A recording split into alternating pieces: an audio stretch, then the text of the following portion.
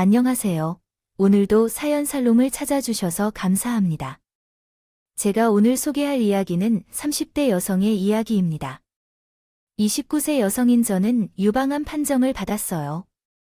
어릴 때 유방암으로 세상을 떠난 친정 엄마를 따라서 같은 병에 걸렸기에 무척 힘들었어요. 처음에는 절망적이었죠. 왜 나에게 이런 일이 일어나는 걸까? 화도 나고 아들을 둔 채 암 투병을 해야 한다는 생각에 막막했어요. 그런데 인생은 새옹지마라고 했던 과거의 겁쟁이 암세포가 결국은 제 삶을 더 나은 곳으로 이끌어 주었어요. 그 얘기를 하려고 사연을 보내게 되었습니다. 중학교 2학년이 되던 해, 우리 엄마는 세상을 떠나셨어요. 병명은 앞에서 말한 대로 유방암이었어요. 암 투병을 오래 하셨던 탓에 아빠도 저도 엄마를 떠나보내는 것이 힘들지는 않았어요. 그립지 않아서가 아니라 암 투병 중에 죽을 만큼 힘들어하던 엄마가 너무 안타까워서 차라리 하늘나라에서 고통 없이 사시길 바랬기 때문이었어요. 엄마가 처음 암 진단을 받은 건 제가 유치원에 다니던 때였어요. 아직 30도 안 된 여자가 한쪽 가슴을 드러내고 살아야 했었어요. 당시에 저는 주말이면 엄마 손을 잡고 동네 대중 목욕탕을 다니곤 했었어요. 엄마가 가슴을 잃고 나서부터는 그러지 못했어요. 유방암이 뭔지 몰랐던 저는 엄마를 조르며 목욕탕에 가자고 떼를 쓰곤 했었죠. 당시 엄마와 함께 다녔던 목욕탕에는 꽤 큰 냉탕이 있었는데 저는 거기서 물놀이를 좋아했거든요. 평소에 제가 해달라고 하는 일은 뭐든 해주던 엄마였지만 목욕탕에서만큼은 다 너희와 함께 한다고 거절하셨어요. 그럼 욕조에서 엄마랑 같이 목욕할래? 하는 제안은 엄마에게 많이 양보한 제안이었지만 엄마는 그것마저도 거절하셨어요. 그냥 혼자 해, 엄마가 시켜줄게. 엄마는 앙칼지게 내게 달라붙어 붙잡았던 저를 떼어내며 말했어요. 엄마랑 같이 할 거야, 라는 말에 아빠는 옆에서 그 소리를 듣고 있었다. 그러던 중 아빠는 제게 엄마와 같이 하는 것이 안 된다고 생각해서 저를 엄마에게서 떼어내며 소리쳤다. 수인아, 너 이리 와. 왜 엄마를 귀찮게 해? 너 아빠한테 혼나볼래? 어린 제게는 자신이 잘못한 것이 없는데 아빠가 왜 이렇게 화를 내는지 잘 몰랐다. 그래서 나는 아빠의 손을 피하고 엄마 품으로 파고들었다. 그런데 한쪽이 허전한 느낌이었다. 만지면 몽실몽실한 호빵 같았던 엄마의 가슴이 푹 꺼진 느낌이었다. 엄마의 가슴이 이상하다고 말하자 아기가 없는 제게 엄마는 당황한 표정이었지만 곧 평소의 온화한 모습으로 다시 돌아와서 나에게 말했다. 수인아, 엄마가 많이 아파서 한쪽 가슴이 작아졌어. 그 말을 했으면서 미소를 짓으셨는데 이상하게도 눈은 울고 있는 것처럼 불쌍해 보였어요. 아직 어리지만 철도 덜한 어린아이였지만 엄마의 슬픈 눈을 보면서도 같이 목욕하자는 제안을 할 수 없었어요. 그래서 그 이후로는 엄마에게 함께 목욕하자는 말을 하지 않았어요. 한쪽 가슴을 상당 부분 절제한 채로 제가 초등학교에 입학하고 5학년이 될 즈음에 말썽을 피워서 입원했죠. 암세포가 전이되었다는 것이었죠. 그 이후로는 피눈물 나는 암과의 싸움이었습니다. 상태가 약간 나아지다가 또다시 심각해지는 등의 변화를 겪으며 그 프로세스 속에서 엄마는 정신적으로나 육체적으로나 계속해서 싸우셨어요. 황폐해졌어요. 한창의 엄마의 손길을 받아야 할 나이에 오히려 아픈 엄마를 돌봐야 하는 처지였고요. 그럼에도 불구하고 엄마가 살아있다는 사실만으로도 위안이 되곤 했어요. 지금 생각해보면 아마 가장 어려웠을 사람은 아빠가 아닐까 싶어요. 아내의 병원비, 가정살림, 딸의 양육까지 부부가 함께 나눠야 했던 일들을 모두 홀로 맡아서 지켜내신 것이었으니까요. 괴로운 항암치료와 병원 생활을 끝내고 엄마가 세상을 떠나셨을 때 아빠에게 남은 것은 껍데기뿐이었어요. 엄마의 치유 과정 동안 이미 약해졌고 아빠의 건강과 정신도 상당히 손상을 입었거든요. 언젠가 아빠가 말씀하셨던 건데요. 그때부터 저는 없어졌으면 모든 것을 포기했을 것이라고 말씀하시는군요. 제 역할인 아이의 엄마로서 그런 말을 들으면 마음이 참으로 아프고 이해가 가지만 다 가는군요. 엄마의 투병으로 일찍 어른이 된 저는 집안일을 맡아가면서 학교에 다녔어요. 솔직히 그 당시 상황을 당연히 받아들여 살았던 것 같아요. 아빠는 엄마의 병원비를 내느라 은행 대출은 물론 지인들에게까지 상담 비용을 빌렸던 터라 이자와 원금 상환을 위해 퇴근 후 아르바이트도 해야 했어요. 피곤한 몸으로 새벽에 집에 돌아와서 몇 시간 후 출근하는 일상이 이어졌고 그렇게 힘들게 일해도 아빠는 불편한 상황에 쉽게 빠지지 않고 시달려야 했어요.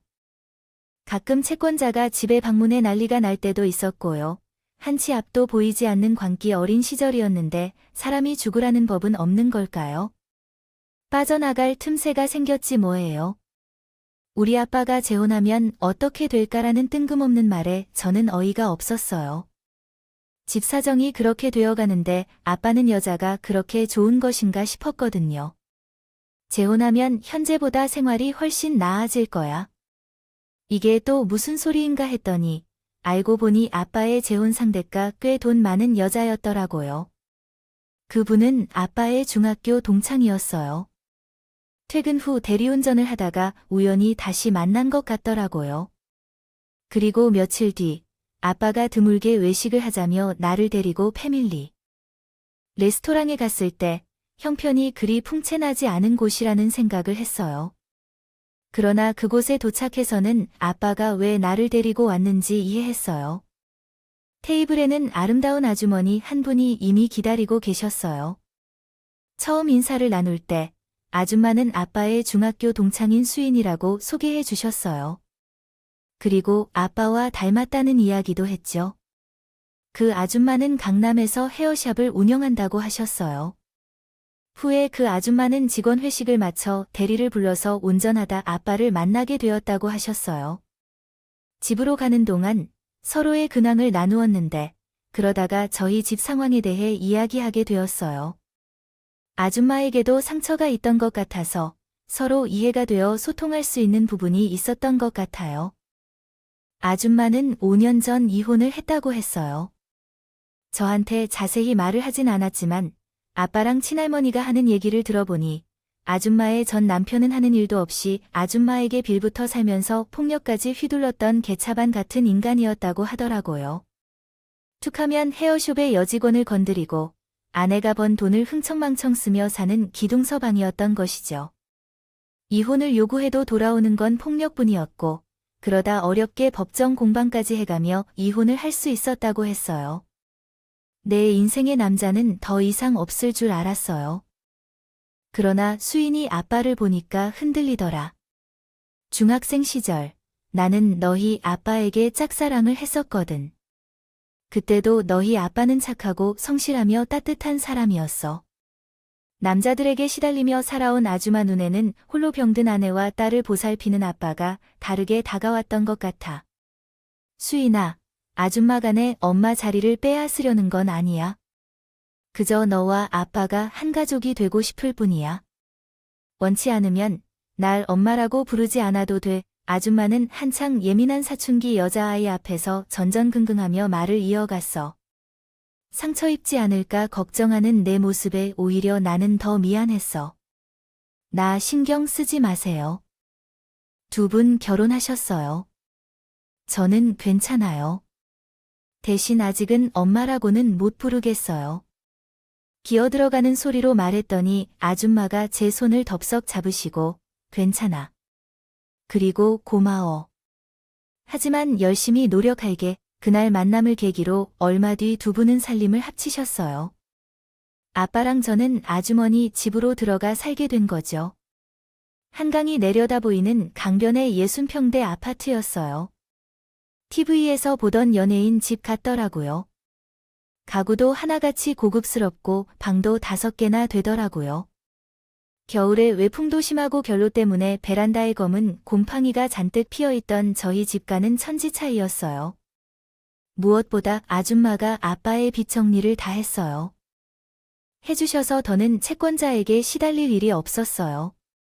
아빠도 더는 아르바이트를 하지 않아도 되었고 제가 다니던 학교는 이사간 집에서 꽤 먼 곳에 있어서 노선도 이어지지 않아서 버스를 2번 갈아타야 했어요.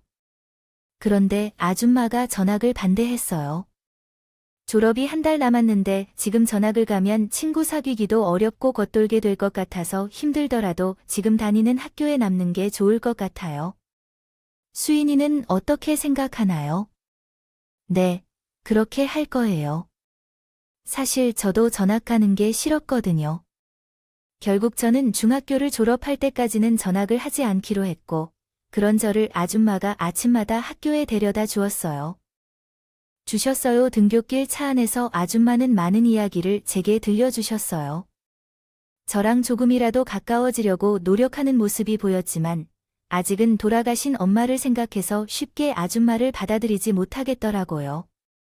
그래도 밀어내지는 않았어요. 말없이 아줌마의 이야기를 들어주는 정도였으니까요.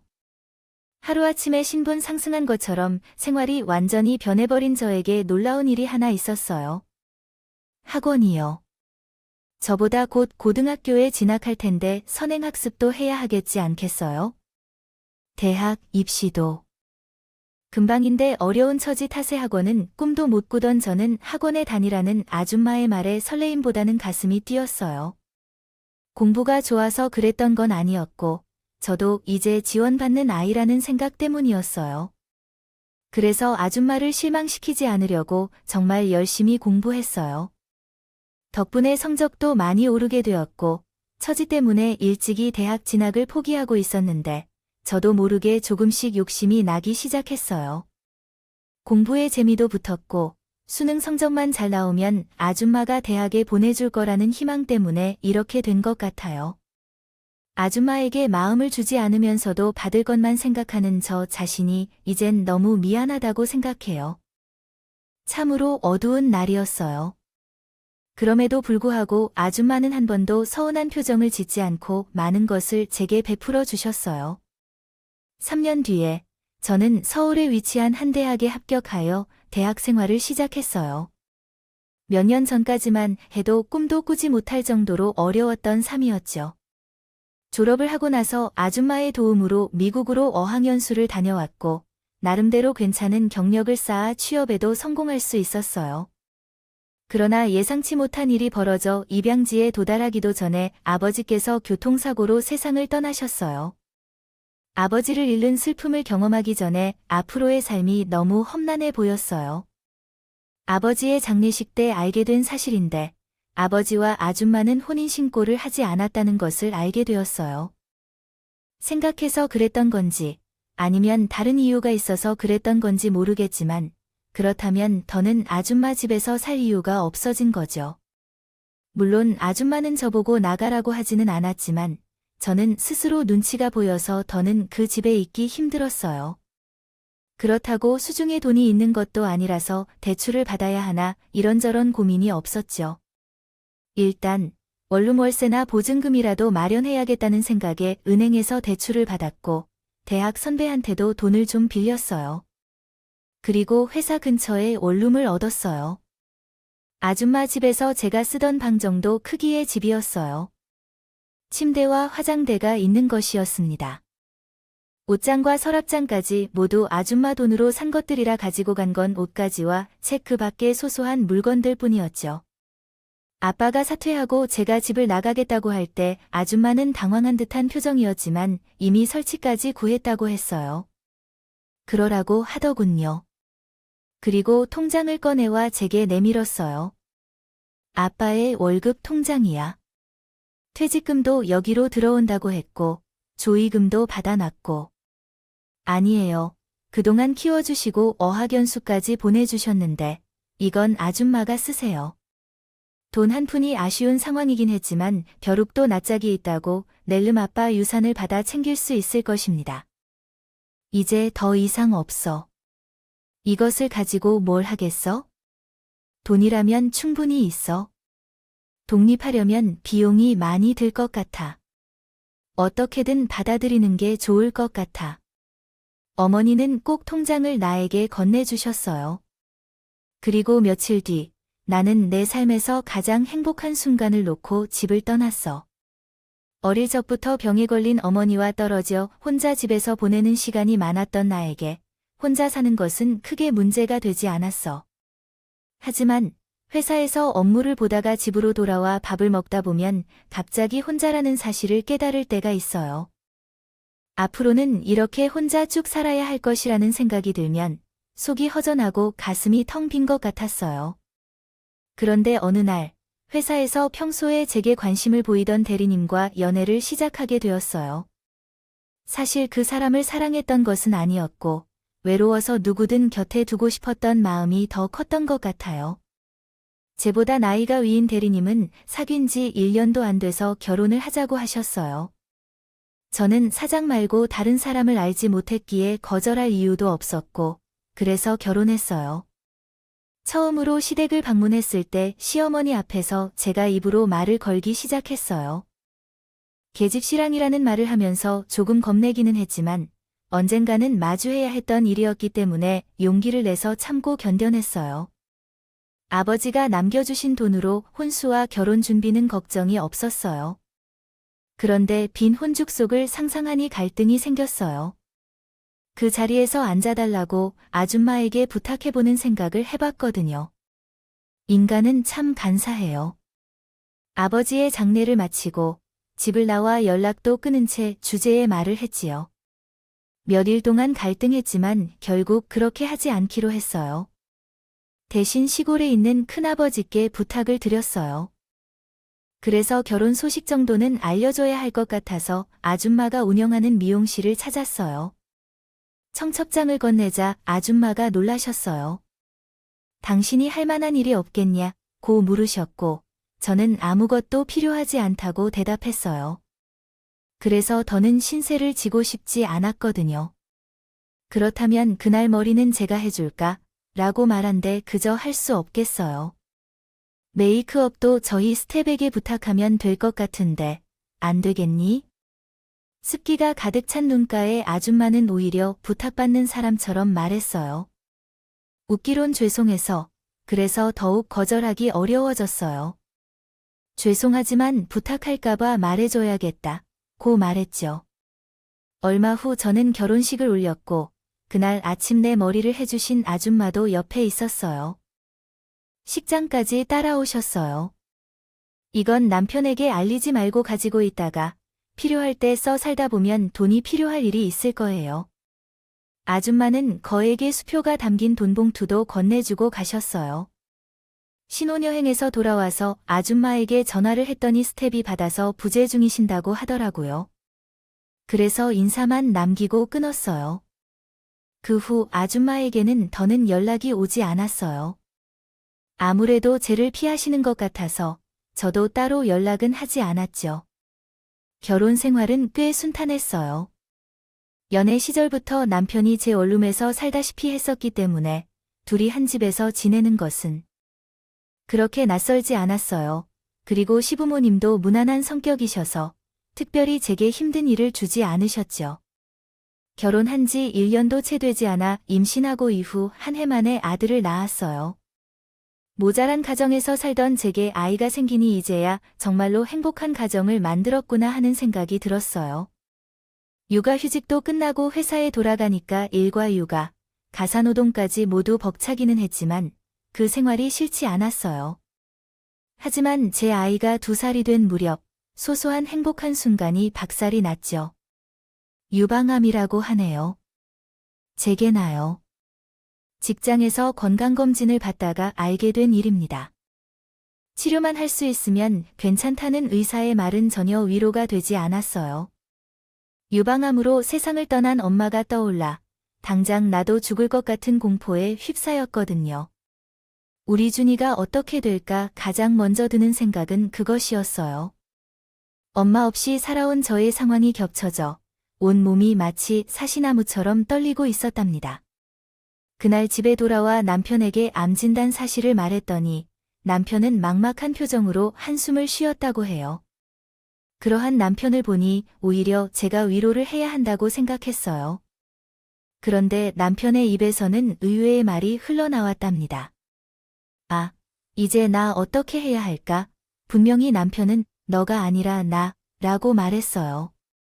혹시 암 치료비 때문에 걱정하는 모습일까요?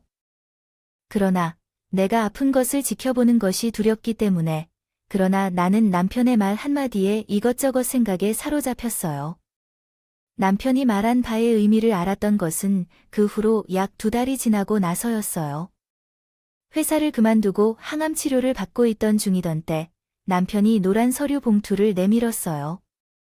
이게 뭐야? 이혼 서류야? 나도 이런 결정을 내리기까지 많은 고민을 했었는데. 근데 다른 것은 몰라도 가슴이 없는 여자와는 결코 되지 않을 거야. 뭐, 그런 이유로 이혼하자고 해도, 수술이라고 해도 다 공개하는 것도 아니잖아. 부분만 떼어내는 거야. 선생님이 말하길 사이즈에 큰 변화도 없을 것이라고. 했다고 하더라도 그것을 떠나서 가슴을 조금 도려내는 이유로 이혼을 고려해야 한다는 발상 자체가 이해가 가지 않아요. 당시에 결혼을 한 건 그냥 내 마음을 바라본 거였는데, 그래서 남편이 그러는 것도 중요한 이유가 있을 것 같아요.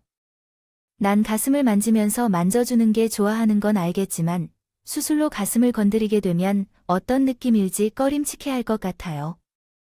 그리고 돌아가신 어머님도 유방암에 걸렸다는 이야기를 들었고, 만약에 암이 재발하게 되어서 죽게 될 경우, 난 이혼남이면 몰라도 사별한 여자들이 부담스러워할 거라고 생각해요.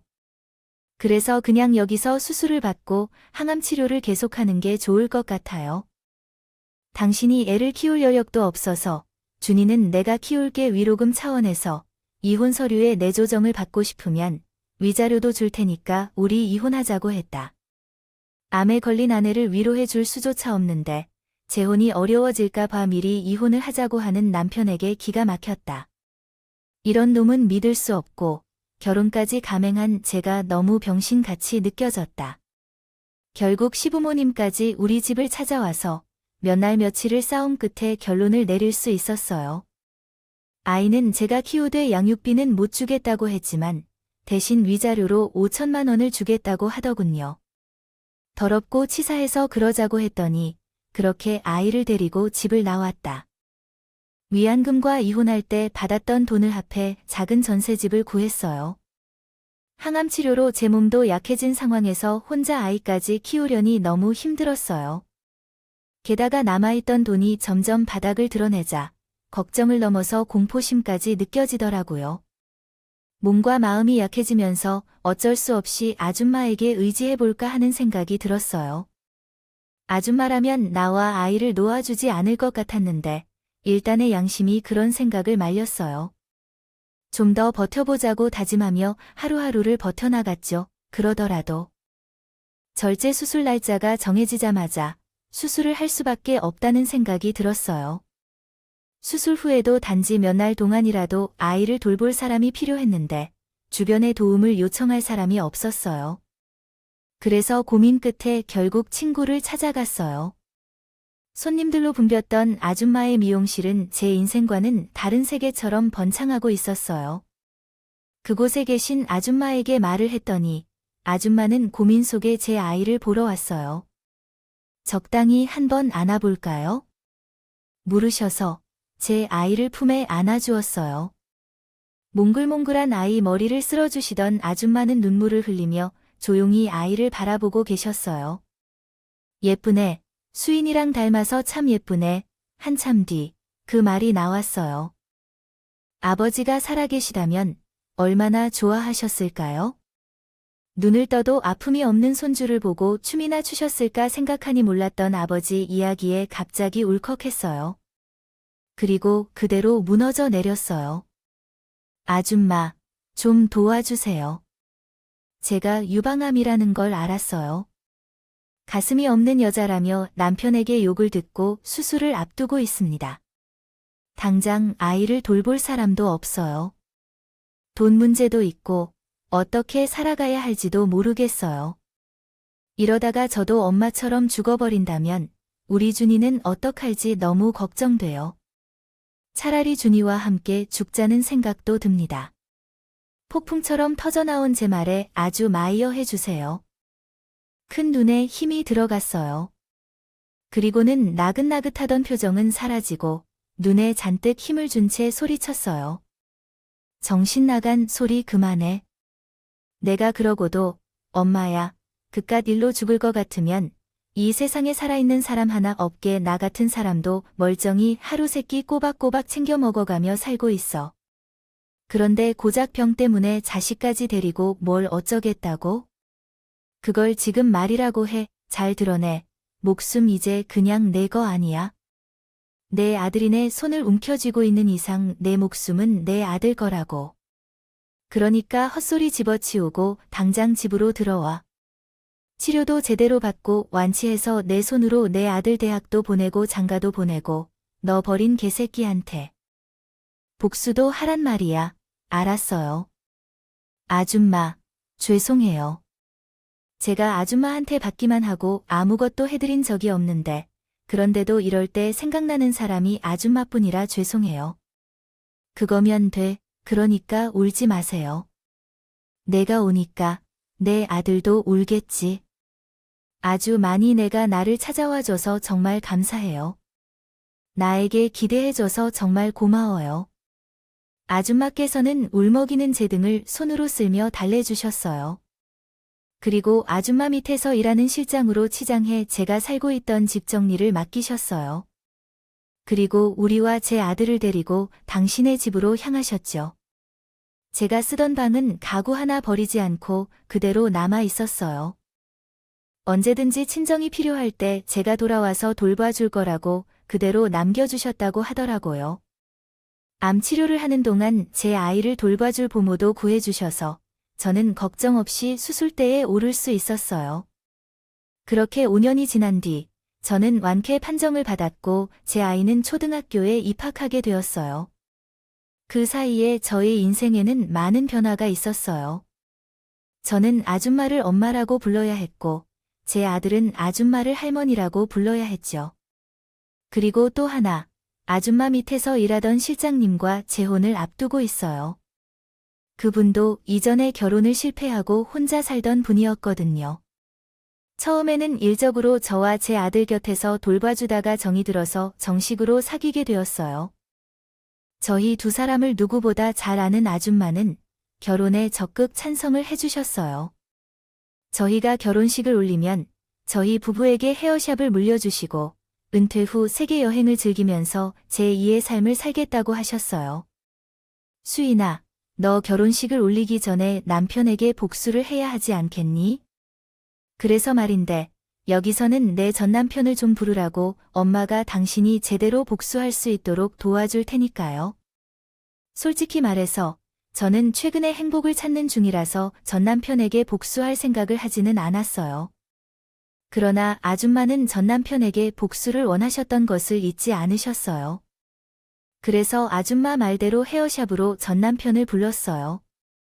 이 문제에 대해 둘러싼 씩씩한 대화가 계속되었지만 그 사이에 아줌마는 저에게 헤어부터 메이크업까지 완벽하게 해주셨어요. 임금 명품 쇼핑몰에서 가슴 부분이 도드라지게 돋보이는 멋진 옷도 한 벌 사주셔서 연예인처럼 화려하게 차려입게 되었어요. 전 남편은 숍에 들어서자마자 내 이름을 부르며 성을 내기 시작했어요. 그러다가 멋지게 차려입은 저를 보고는 말문이 막힌 것 같더라고요. 그래도 눈만 꿈뻑거리더군요. 그런데 그런 상황에서도 풍성한 가슴을 보고는 당신이 벌써 낳은 거야? 아니면 전보다 더 커진 것 같다고 눈을 휘둥그레 했어요. 얼굴이 많이 예쁘게 변신했네요.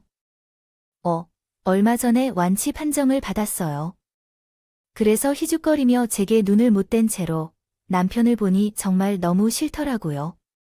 그분의 남편은 전보다 배가 두터워졌고 탈모가 진행되는 것 같아서 이마도 많이 비어 있었어요. 그래서 우선 저는 아줌마 사무실로 남편을 데리고 왔어요. 그런데 여기가 어디길래 이런 곳에서 만나는 거야? 그랬어요. 우리 엄마 쇼비아 건물도 엄마 소유하시고 곧 나한테 물려주신다고 하셨는데 하니 남편의 눈초리가 흐물해졌어요.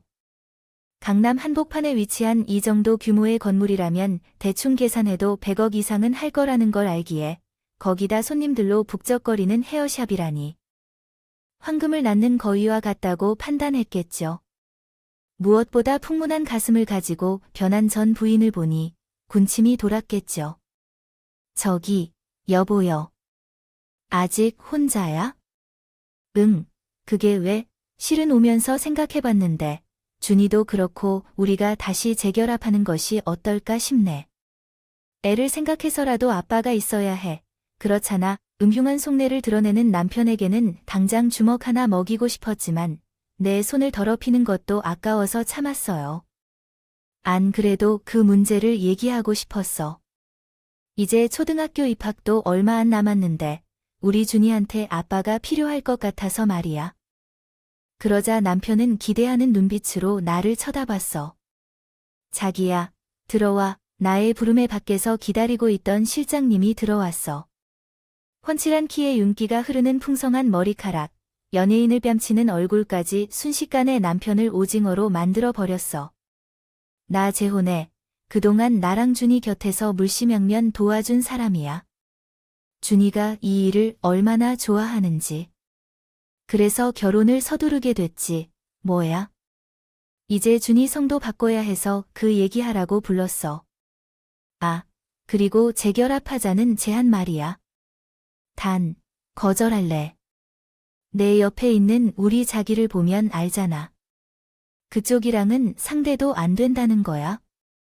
어디서 그런 비교가 이루어져야 하나, 비교를 하는 것일까요?